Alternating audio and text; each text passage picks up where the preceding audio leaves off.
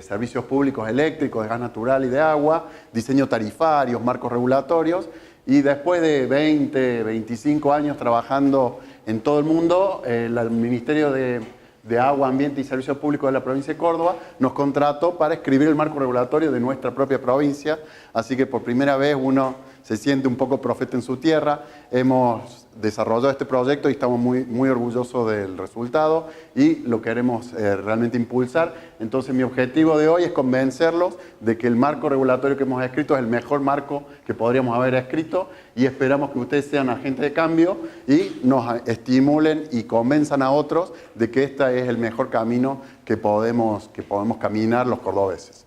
Entonces, bueno, les voy a hablar de eso, pero primero les tengo que hablar del escenario actual. Es decir, si yo les pongo todos los artículos que escribimos para el marco regulatorio y no les explico por qué los escribimos, y probablemente empiecen a criticar ciertas decisiones o ciertas propuestas porque no se conoce el contexto. Entonces los quiero colocar en contexto. Esta noche va a llegar a Estados Unidos, a toda la costa este de Estados Unidos, el huracán Florencia. El huracán Florencia afecta 30 millones de personas. El presidente Trump les ha aconsejado que evacúen toda la costa este de Estados Unidos. O sea que imagínense que hoy hay 30 millones de personas que se están yendo de la costa. Los vientos que se estiman que van a llegar esta noche son de 200 kilómetros por hora. Se han cancelado más de 1000 vuelos.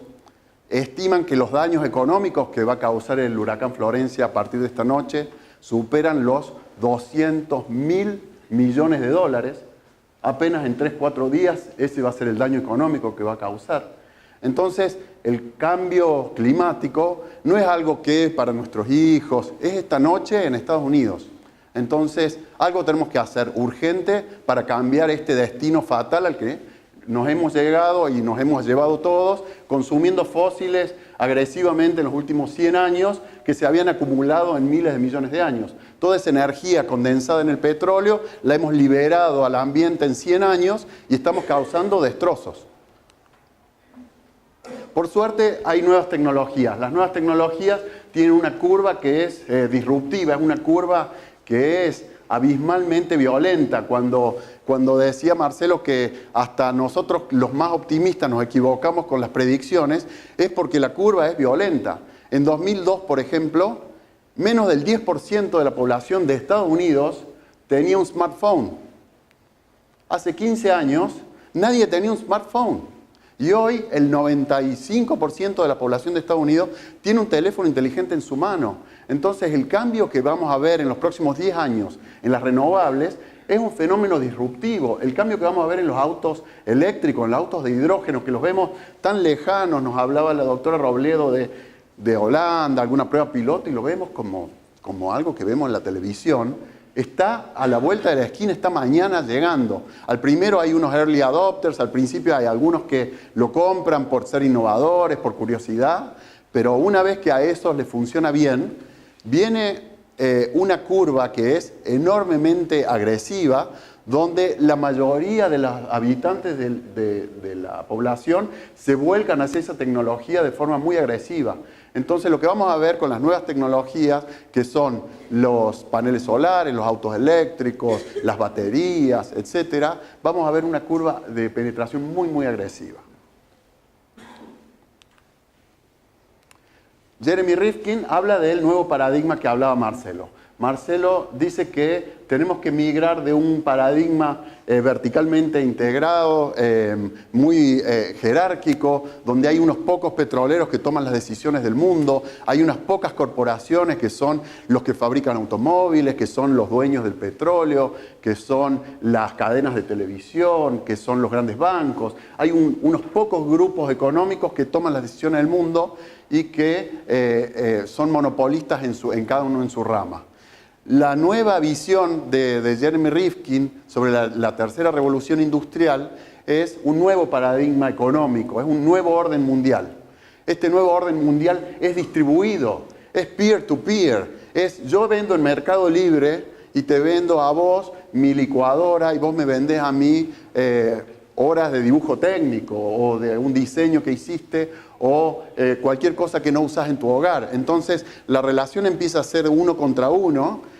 y nos evitamos muchos eslabones de la cadena de producción y evitamos ese acceso inevitable a grandes poderes que fabrican de uno para millones, los que generaron las grandes economías de escala de principio de siglo, Graham Bell con el teléfono, Henry Ford con el automóvil, IBM con la tecnología, grandes grupos económicos monopólicos en su área, se va tornando distribuido. Con Wikipedia combatimos las grandes enciclopedias que concentran el conocimiento, con el Facebook y el Twitter combatimos las grandes cadenas de televisión, con nuestros smartphones competimos contra esos grandes poderes de procesamiento concentrado de la información. Entonces la economía se está transformando en distribuida y no hay que ir y tumbar el capitalismo y hacer una gran revolución violenta.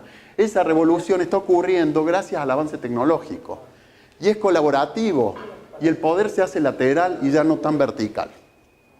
¿Cuáles son los 5 pilares de Jeremy Rifkin? Jeremy Rifkin, para quien no lo conoce, fue el asesor de Angela Merkel. Angela Merkel condujo a Alemania fuera de la dependencia fósil a un esquema de renovables muy agresivo. ¿Y por qué lo hizo? Lo hizo defendiendo este nuevo paradigma.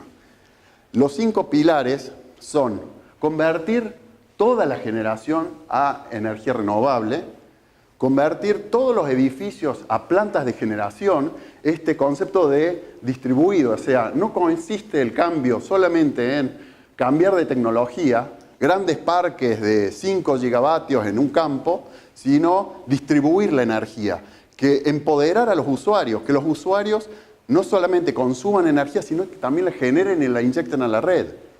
Almacenar la energía. El hidrógeno es una gran promesa para poder almacenar la energía y poder aprovechar esta intermitencia de las renovables, poder almacenarla y poder usarla cuando la necesitamos. El cuarto pilar es convertir todo el transporte público a eléctrico para evitar quemar fósiles. Y el quinto, que a veces nos olvidamos, son las redes. A veces los defensores de las renovables creemos que es una lucha contra la EPEC, por ejemplo, en Córdoba. Vamos a poner todos paneles para no depender más de la distribuidora eléctrica. Es un error conceptual. La red es más imprescindible que nunca. Necesitamos de la red, porque la energía renovable a veces nos sobra y a veces nos falta. Nunca, jamás, la energía que consumimos va a ser exactamente igual a la que generamos. Va a haber horas en que nos sobra, va a haber horas en que nos falta, va a haber 5 días nublados o va a haber 10 días soleados. Entonces vamos a tener un auto eléctrico, vamos a querer consumir energía en un momento para transportarnos 10 kilómetros, pero el otro 95% del tiempo vamos a querer vender esa energía, inyectarla a la red para poder amortizar la inversión que hicimos en un auto de alta tecnología. Entonces necesitamos de la red. A todos los lugares donde vayamos nos vamos a querer enchufar con nuestro auto para poder intercambiar energía con la red. El quinto paso es importantísimo y tenemos que ser conscientes, y yo creo que ese es el gran error que tiene la ley de generación distribuida de Argentina, es que va contra las distribuidoras, contra los intereses de las distribuidoras directamente. Y las distribuidoras tienen que ser un aliado en esto. Las distribuidoras les tienen que convenir que toda la flota eléctrica de automóviles se pase a eléctrico, perdón. A los distribuidores les tiene que convenir que todos los vecinos se pongan su panel solar en su casa. A la distribuidora les tiene que convenir toda esta incorporación de tecnología para que sean los mayores defensores y los mejores aliados en esto. Los distribuidores eléctricos a veces ven al usuario como ese señor que está ahí. Y nosotros trabajamos para muchos distribuidores y dicen, pero es que el cliente no entiende. El cliente no sabe lo que es un cargo de potencia. Si yo le digo al cliente que la energía varía hora a hora, ¿qué va a hacer el cliente? ¿Va a elegir a qué hora ve televisión? No. El cliente ve televisión cuando tiene ganas de ver televisión y lava la ropa cuando quiere lavar la ropa. El cliente es ese señor que está ahí con el pincho y que habla con el teléfono, con la bocina en la mano. Este es el concepto del cliente tradicional que tenemos que mostrarle a los distribuidores, a los tomadores de decisión, a los reguladores. Tenemos que ir al ERCEP y reclamarle, le tenemos que decir, ERCEP, nosotros no somos este cliente, nosotros somos este.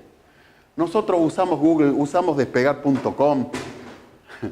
Queremos calidad de servicio. No fue PEC, le eché la culpa de PEC, no fue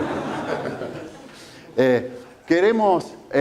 Nosotros usamos apps de celular que me dicen cuándo el vuelo es barato y en ese momento lo aprovecho, cuándo el hotel está de promoción, cuándo me venden 3 noches combinados con los vuelos baratos y sabemos elegir. Somos clientes sofisticados, entonces queremos ser clientes sofisticados también en energía. Queremos comprar y venderle a la red minuto a minuto y cargar el auto eléctrico y almacenarlo en hidrógeno y viajar 5 kilómetros y poder interactuar con la red después. Esa es la clase de cliente que queremos ser.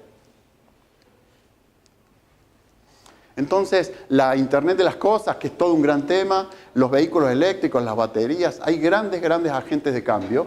Incluso hay hasta este orgullo de ser verde. Es decir, quizás yo estoy dispuesto a pagar una energía más cara, pero porque sé que viene de una fuente renovable. Y porque tengo ese orgullo de ser ecologista y estar preocupado por el medio ambiente. Entonces, si viene alguien, me golpea la puerta y me dice, te voy a vender el 100% de la energía verde, se la voy a comprar. Sin embargo, hoy estoy atado a una distribuidora que me ve así y que me dice, me vas a comprar la energía verde que yo te quiera vender. Y todo el mundo va a comprar exactamente la misma. Los que quieran y los que no quieran también. Las tecnologías disruptivas no vale la pena que les hable porque ya han visto en estos días la cantidad de aplicativos desde generación fotovoltaica, manejo de todos los artefactos de la vivienda con una tablet o con un celular, manejo de todos los artefactos del hogar con el celular y carga del auto eléctrico. Entonces, el desafío que nos dieron, bueno, y acá hay otro tema más antes que vaya a eso. ¿Ustedes conocen lo que es la curva del pato? Si ustedes son muy imaginativos y creativos, van a ver un pato ahí. Supongamos. Si hace falta que se lo explique, esa es la cabeza del pato, y ese es el cuerpo, y esa es la cola. Lo interesante es que esta curva se ha ido formando a lo largo de los años. En 2012, o sea, ayer, esta curva era así en California. Esto es real, dato real de California. En 2012 la curva era así. Y en 2013 fue así, 14, 15, 16, 17, 18, 19 y 20. ¿Qué es lo que está pasando? Estos clientes están poniendo paneles solares en el techo de su casa. Y como ponen paneles solares en el techo de su casa, la siesta en general no consumen energía, a menos que esté nublado. Si está nublado, consumen como consumían en el 2012, así. Además, hay un fenómeno de acervo de artefactos que es que a lo largo pasan los años. Y en mi casa proliferan los celulares de una forma que es impresionante. Y las computadoras, y los televisores, y etcétera, etcétera, etcétera. Entonces, esta punta va creciendo y este valle va bajando. Entonces, las distribuidoras entran en lo que se llama el espiral de la muerte. El espiral de la muerte es que los ingresos se le caen, porque venden cada vez menos energía, porque la gente autogenera energía con su panel solar. Sin embargo, tienen que atender una punta cada vez más alta. La demanda en el horario de punta es cada vez mayor, entonces tienen que invertir, poner un transformador que va a ser cada vez menos usado, pero solamente algunas horas es imprescindible que esté. Porque si ese transformador no está ahí a las 8 de la noche, cuando todo el mundo volvió a su casa, prendió el aire acondicionado, la televisión, el microondas, etcétera, etcétera, entonces se corta el servicio. Dependemos fuertemente de la energía eléctrica. No podemos decirle a la distribuidora, bueno, está bien, son 2 horas, que no haya electricidad 2 horas. La queremos tener y queremos que pongan ese transformador ahí, aun cuando durante 2 horas sea usado y el resto del día no sea usado. Entonces, tenemos que entender este problema del lado del distribuidor y diseñar tarifas que le paguen al distribuidor por ese transformador. Si nosotros le garantizamos al distribuidor que le vamos a pagar por ese transformador que está ahí, el distribuidor va a ser un aliado para nosotros y nos va a empujar para que incorporemos todas las nuevas tecnologías que querramos incorporar. Hasta tanto no logremos entender eso, no vamos a poder progresar con las renovables en el rooftop, en la distribuida. ¿Cómo se resuelve este problema?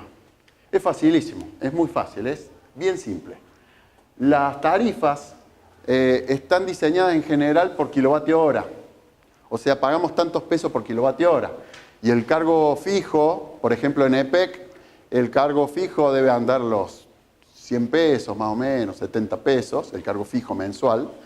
Y el cargo variable, con impuestos y todo, debe andar como en los 5 pesos por kilovatio hora. Sin impuestos debe andar en los 3, 4 pesos por kilovatio hora. Con la energía subsidiada todavía. Entonces, casi toda mi factura es variable, es decir, que si me pongo un panel solar y autogenero a la siesta, ahorro muchísimo dinero en generación. Y a la distribuidora le hago un hueco así. Nosotros, los análisis que hacemos acá en Córdoba, nos dan caídas del 50% en la factura eléctrica. Nos da muy conveniente poner generación distribuida, en cualquier comercio, por ejemplo. Sin embargo, la distribuidora le perjudicamos enormemente su ingreso. Si volvemos a Jeremy Rifkin, que decía que uno de los 5 pilares era una red inteligente, una red robusta, confiable, tecnológica, que la necesitamos inevitablemente. ¿Por qué? Porque en algunos momentos queremos inyectarle energía a la red y en otros momentos la vamos a necesitar. Si tenemos tarifas que pagan todo el ingreso de la distribuidora en el kilovatio hora, y estamos mal. Este sistema fue diseñado mal en Nevada, grandes juicios, fue diseñado mal en España, con un feed-in tariff muy excesivo además. Fue diseñado mal en todo el mundo. Todo esto del net metering, por ejemplo, es muy nocivo para la distribuidora. Y nosotros necesitamos una distribuidora robusta, tecnológica, que me garantice la punta, etc. Entonces, las tarifas tienen que ser diseñadas de otra forma. Vamos ahora sí, que les conté un poco todo el porqué y la realidad actual, cómo diseñamos el marco regulatorio. Lo primero que nos pidieron es que, estas son las características que tiene Córdoba. Como dijo Marcelo, Córdoba, después de Jujuy y Catamarca, tiene una gran radiación solar, es decir, que tenemos muy buena potencialidad de renovable no convencional, fotovoltaica y eólica. Estamos ubicados en el centro del país, con lo cual podemos evacuar energía renovable para todo el país. Tenemos una masa crítica, es decir, que Córdoba es la segunda ciudad de Argentina y tenemos una provincia con un peso bastante importante. Es decir, que podríamos tener suficiente economías de escala. La EPEC y las cooperativas son empresas muy sólidas en cuanto a su capacidad técnica de operar y mantener redes, en cuanto a su capacidad de expandir el servicio, de garantizar inversiones. Hay personal idóneo, hay personal de mucha trayectoria que saben cómo operar y mantener redes. Sin embargo, la característica que tiene un empleado de una empresa eléctrica es que es una persona o un profesional muy conservador, muy cuidadoso, que le pone mucha énfasis o mucha atención a las normas de seguridad, a cuidar de que la energía no falte en ningún momento. Esa es la característica de profesionales eléctricos que tenemos. Tenemos una empresa que es estatal, que es provincial, y tenemos cooperativas que son propiedad de los asociados. El regulador también es provincial. Y hago énfasis en todo esto porque la decisión que tomemos está dentro de Córdoba. Es decir, que si Córdoba decide un nuevo marco regulatorio, no tiene que ir a convencer un inversor extranjero que compró una licencia de distribución, no tiene que ir a convencer al gobierno nacional, no tiene que hacer nada más que convencerse Córdoba a sí misma de que quiere abrazar el cambio. Los intereses del gobierno provincial, la cooperativa, el ARCEP están todos alineados, todos quieren un mejor servicio eléctrico. Tenemos universidades de altísimo prestigio, por eso nos llamamos la DOCTA, porque tenemos buenas universidades, tenemos mucha trayectoria académica, podemos producir conocimiento y realmente lo podemos volcar al sector eléctrico. Tenemos además industrias metalmecánicas, tenemos automotrices muy fuertes que pueden ayudar en todo lo que son estructuras, en todo lo que es la aplicación de las renovables. Todas las instalaciones de los techos necesitan de estructuras para poder amurarlas a los techos y tenemos una muy buena industria metalmecánica. Y también tenemos empresas tecnológicas muy trascendentes. Y tenemos una agroganadería y una industria alimenticia muy fuerte que está muy esparcida en las áreas rurales, que necesita mucho de esta generación que tiene que estar distribuida a lo largo de la provincia. Esta diapositiva se la robé a Mariana Caminotti, la hicimos juntos en realidad, En realidad no la hizo ni Mariana ni yo, la hicimos más de 100 personas que nos juntamos un fin de semana en Almafuerte para discutir qué queríamos, cuál era nuestra visión del sector eléctrico de Córdoba, y ahí cayó en la volteada la sostenibilidad, dentro de la bolsa de la equidad y de la confiabilidad. Son todas palabras que pueden ser muy vacías, pero que si son expresadas con conocimiento del concepto, son muy importantes. Más de 100 personas que tuvimos un fin de semana en Almafuerte, llegamos a la conclusión de que el sector eléctrico de Córdoba tiene que ser confiable y seguro, tiene que ser inclusivo, tiene que ser competitivo, tiene que ser sostenible en el sentido de sostenibilidad ambiental y sostenibilidad económica, tiene que promover la innovación y tiene que promover el desarrollo social. Nosotros hicimos este proyecto de marco, lo circulamos a todas las instituciones que pertenecen al CAPEC y tuvimos una participación pero increíble. 31 organizaciones fueron convocadas y 22 se estudiaron esas leyes, esos artículos que son, créanme, bastante densos. Y todas estas 22 organizaciones hicieron aportes. Los sindicatos también se mostraron en total disidencia con el proyecto. Es un proyecto que atrae la innovación y que ya les voy a contar lo que tiene adentro. Excepto los sindicatos, las 22 organizaciones fueron muy optimistas en cuanto a que los aportes fueron todos constructivos, fueron todos mejoras y sugerencias de mejora del proyecto. El proyecto de ley tiene 143 artículos, es muy extenso, y 92 artículos 143 recibieron un aporte. Y de esos 228 aportes que son todos los comentarios, sugerencias, opiniones que recibimos, 157 son sugerencias, 48 son comentarios y 23 son pedidos de aclaración. Entonces, lo traigo a esto para contarles de que esto no es un proyecto que está destinado a morir en un cajón, sino que realmente expresa el colectivo de la ciudad de Córdoba y de la provincia de Córdoba. Expresa todo lo que las organizaciones que pertenecen a la provincia de Córdoba piensan y quieren para el sector eléctrico de la provincia.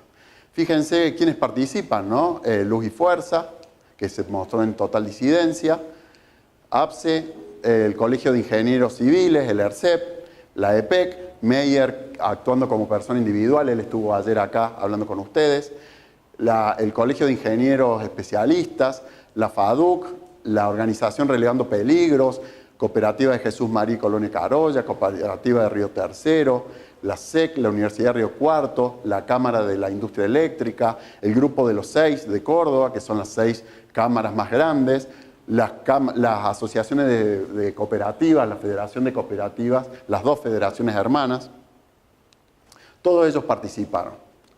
Ya estamos en el tiempo, bien. El marco regulatorio establece que el poder concedente es el Estado provincial, es el gobierno de la provincia de Córdoba quien regula y quien define las políticas energéticas de la provincia de Córdoba. El servicio tiene que ser universal, de calidad y de eficiencia, eso es lo que el marco tiene que propender. El cuadro tarifario en la provincia de Córdoba tiene que ser único, es decir, que un usuario que está en Cruz del Eje o en cualquier pueblito de la ciudad de Córdoba, tiene que pagar la misma tarifa, exactamente la misma tarifa que la que paga un usuario de la ciudad de Córdoba. Eso fue una condición de contorno que nos dieron para hacer el estudio. Tenemos que estimular e incentivar la eficiencia, tenemos que propender a la sostenibilidad ambiental, social y económica, proteger los derechos de los usuarios. La EPEC tiene que seguir siendo estatal. Los servicios a prestar tienen que ser más amplios. Y tenemos que traer experiencias nacionales e internacionales relevantes y tenemos que maximizar el bienestar de la sociedad.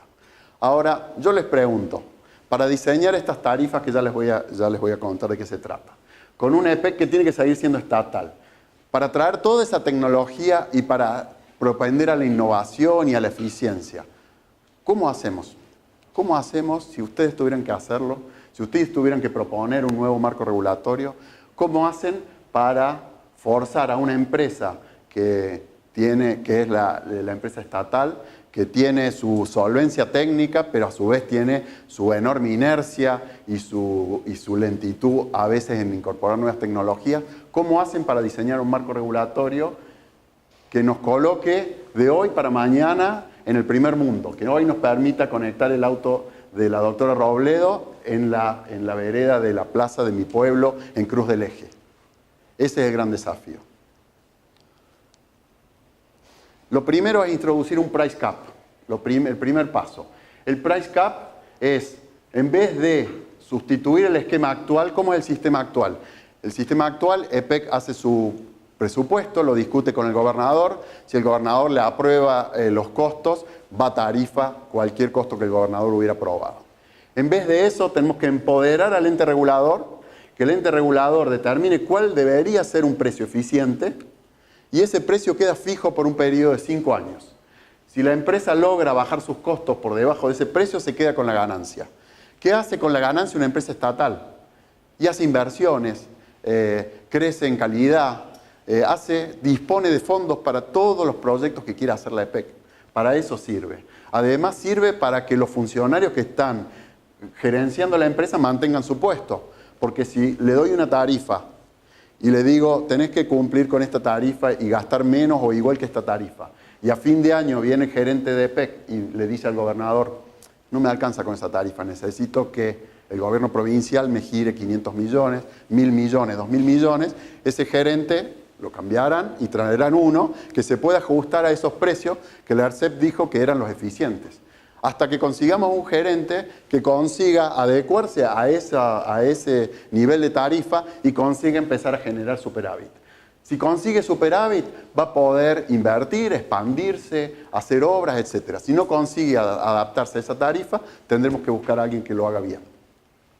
Ese esquema no es un invento nuevo, se aplica en todo el mundo. Es el esquema más utilizado de regulación de empresas privadas y de servicios y públicas también, estatales también. Tenemos casos, pero centenares de casos de empresas estatales reguladas con este sistema, donde son empresas estatales, pero tienen un precio que está regulado y ellas deben gastar menos que esos precios regulados. Segundo esquema, y esto aplica muy bien para las cooperativas. Las cooperativas, que son 204 en la provincia de Córdoba, pasan a competir entre ellas. ¿Cómo compiten? Compiten indirectamente. Es decir, que el precio que está autorizado a cobrar una cooperativa está calculado en función de los costos de las otras. Entonces, si las otras cooperativas gastan mucho y mi cooperativa gasta poco, entonces tengo superávit. Si mi cooperativa gasta más que el resto, entonces me va a faltar dinero y mi cooperativa no va a poder sobrevivir. Y es así de fácil el sistema. Los costos de cada cooperativa son calculados en función de los costos de todas las otras 203. Este sistema, que se llama Yardstick Competition, que es bastante viejo también, es muy utilizado en muchas partes del mundo.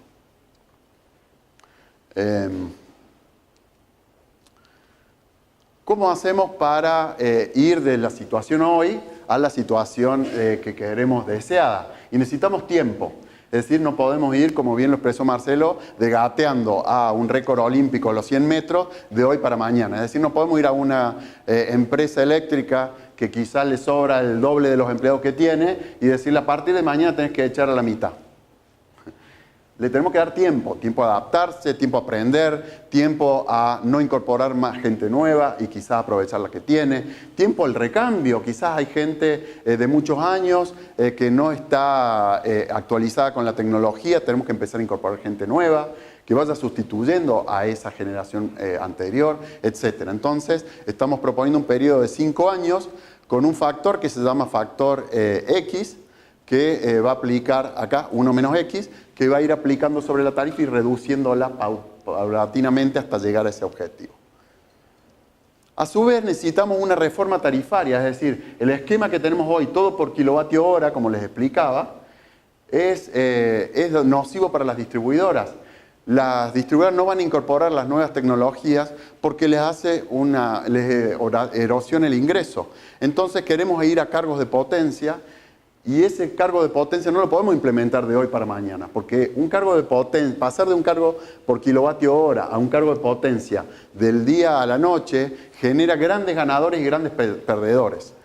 Entonces necesitamos ir gradualmente de nuevo. Entonces también hemos diseñado otro factor que se llama factor alfa, que va a ir en una transición desde las tarifas actuales a las nuevas. Además, acuérdense que hay 204 cooperativas, es decir, que hay 204 cuadros tarifarios en la provincia de Córdoba, todos distintos, y queremos una tarifa única a nivel provincial. Entonces este factor alfa nos va a permitir evolucionar desde los 204 cuadros tarifarios a un cuadro tarifario único a lo largo de 5 años. Es decir, que en el 5.º año todo Córdoba va a estar pagando la misma tarifa. El marco regulatorio, si bien tiene 143 artículos, está resumido en 2 slides y ya termino. El primero es que el Poder Ejecutivo es el que está encargado de la política energética. Esto no es un empoderamiento que le hemos dado nosotros al Poder Ejecutivo, sino que siempre lo tuvo. Siempre el Poder Ejecutivo fue dueño de definir la política energética. Lo que pasa, y lo que vemos, es que nunca fue claramente asumido así por el Poder Ejecutivo. Es decir, el Poder Ejecutivo tiene dentro de sus responsabilidades definir la política energética, pero no con toda la rigurosidad y la importancia que debería tener. Es decir, necesitamos un Poder Ejecutivo provincial activo e involucrado y fuerte en el planeamiento energético provincial. No una línea dentro del currículum de las asignaciones que tiene el ministro que diga planificar estratégicamente la energía, sino realmente un instituto, que está acá, perdón, un instituto de planificación energética provincial. Este instituto de planificación energética provincial es un planificador centralizado. El planificador centralizado tuvo una mala reputación en los 90. En los 90 fuimos a un esquema de libre mercado donde los agentes iban a resolver todos nuestros problemas del sector eléctrico. Dijimos, bueno, que se instalen todas las centrales de generación que sean necesarias, que el mercado requiera, y el costo marginal va a ser el balizador de la señal. Es decir, si hay poca generación de energía, entonces los precios del costo marginal se van a ir por las nubes. Cuando los costos marginales se vayan por las nubes, esto va a traer nueva generación, se van a instalar generadores. Estos nuevos generadores, como van a estar compitiendo entre ellos, van a bajar los precios, va a haber sobreinversión, van a caer los precios, hasta que de vuelta la demanda crezca, se sature la capacidad de generación, de vuelta se van a disparar los precios, de vuelta el mercado va a resolver, etc. Esto funcionó bastante bien, pero no funcionó 100% bien. ¿Por qué? Porque hubo muchos aspectos de la planificación centralizada que se perdieron dejándoselo al mercado. ¿En qué sentido? Lo que decía Marcelo bien decía, si queremos una determinada matriz energética, si queremos controlar la intermitencia, porque cuando hay viento, a veces hay viento y no hay sol, a veces hay sol y no hay viento, tenemos que poder planificarlo seriamente a esto, poder simularlo y poder definir cuánto de solar queremos, cuánto de eólico queremos, cuánto de gas queremos. Necesitamos hacer estudios técnicos que nos definan exactamente cómo es la matriz energética. ¿Queremos promocionar la energía de biomasa? Bueno, ¿cuánto la queremos promocionar? ¿Cuántos megas necesitamos de biomasa? ¿Dónde queremos la biomasa? ¿Queremos que compita contra la soja o no queremos? ¿Que compita contra el maíz o no? ¿Dónde lo vamos a estimular y dónde no? El Estado necesita tomar esa posición o esa atribución de planificar estratégicamente el servicio eléctrico, porque el servicio eléctrico es esencial para la vida de hoy y necesitamos poder planificarla a largo plazo. Los operadores de mercado privado toman decisiones mucho más coyunturales, toman decisiones que son óptimas para ellos, pero no necesariamente óptimas para el mercado. Esa atribución de la planificación estratégica de largo plazo, centralizada en el gobierno, se olvidó en los años 90 y vino con fuerza en casi todos los países de América Latina. Hasta el mismo Chile, que es un país muy liberal y muy pro mercado, tiene su planificación centralizada de la energía eléctrica. Las líneas de transmisión las expansiones del Sistema Nacional, del Plan Nacional de Expansión de la Transmisión, son subastadas. Es decir, que el Gobierno Nacional, la Secretaría de Energía, el Ministerio de Energía, hace una proyección de las necesidades de expansión de líneas y subasta cada uno de los tramos, no lo deja libre al mercado. La unión, la interconexión entre el Sistema Nacional del Norte y el Central de Chile fue planificada centralmente, no fue una libre decisión del mercado. Lo mismo hace Brasil. Brasil tiene una empresa de pesquisa energética que se llama la EPE, que es responsable de la planificación energética del país. Y así todos los gobiernos tienen su planificador estratégico, que hace estudios técnicos. Entonces, estamos proponiendo, y me demoré unos minutos en esto porque es muy importante que entendamos que no es agregar costo y agregar burocracia al sistema. Es una necesidad imperativa de que Córdoba planifique su expansión energética. También incorporamos un administrador del mercado eléctrico y una coordinación del sistema de subtransmisión por dos motivos. Un motivo es por el que estamos proponiendo la aparición o la creación de una actividad nueva que es la comercialización de energía. La comercialización de energía es una actividad que está muy difundida en el mundo, que es un agente que compra la energía y se la vende al usuario final. Y nosotros estamos convencidos de que el comercializador va a ser el agente que permita la incorporación de nuevas tecnologías. No va a ser la EPEC la que un día escriba una normativa y diga a partir de hoy los autos se pueden conectar. No, no va a ser la EPEC, porque si esperamos a que la EPEC lo haga, la EPEC va a tener otras prioridades seguramente.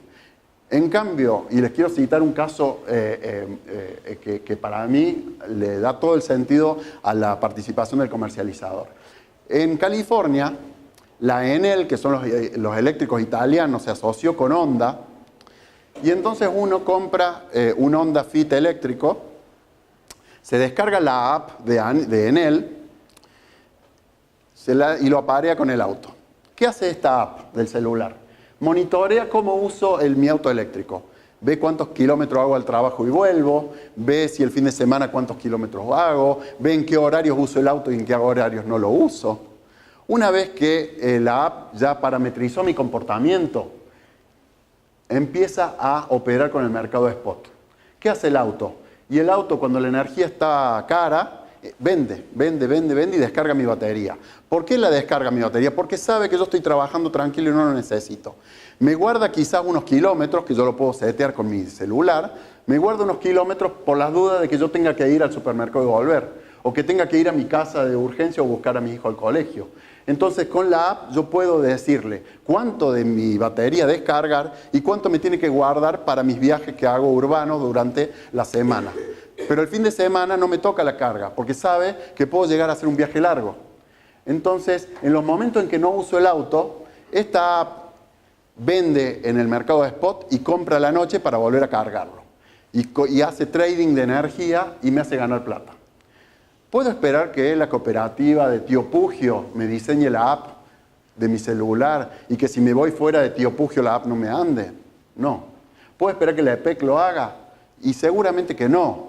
Tiene que aparecer una figura de un comercializador que es el que me compra la energía, me vende la energía, me cobra, me factura, me cobra, me atiende mis reclamos y dejamos a la EPEC que coordine, que maneje los transformadores, que opere y mantenga los cables, que me garantice que el servicio es confiable, que me garantice la Smart Grid. Pero todo lo que es lo comercial, la interacción con el cliente, te compro, te vendo, te instalo un panel, te lo financio en 5 años, te lo cobro con la energía que inyecta el panel, además te vendo la app de celular, te financio el auto, etcétera, etcétera, etcétera. Toda esa creatividad la tenemos que dejar para un abanico mucho más grande de actores. Los fabricantes de autos, los fabricantes de paneles, los vendedores, los instaladores de paneles, los bancos, etcétera. Sí. Entonces, el comercializador es una figura imprescindible para que la EPEC pueda seguir siendo estatal, pero el mercado se dinamice y pueda recibir toda esta nueva tecnología. Además hay algunos detalles como la subtransmisión de energía, etcétera, que los podemos saltear. Finalmente, bueno, esto, la incorporación de comercializadores libres y proveedores de última instancia, que son los que garantizan que voy a ser atendido sí o sí, los factores X que ya expliqué, los factores alfa de migración tarifaria que ya expliqué, y una contabilidad regulatoria que permita separar contablemente a la EPEC, por ejemplo, en generación, subtransmisión y distribución, sin necesidad de privatizarla, ni desmembrarla, ni desarticularla, ni quitarle ninguna de las funciones que tiene hoy la EPEC. El día después de la promulgación de la ley puede seguir operando exactamente como opera hoy. Sin embargo, pensamos que el nuevo sector eléctrico va a dar lugar a toda esta incorporación tecnológica a través de los comercializadores, como ya les expliqué. Entonces, bueno, ese es un resumen del proyecto que hemos elevado, que está muy pronto a ser enviado a la Unicameral de Córdoba. Muchas gracias.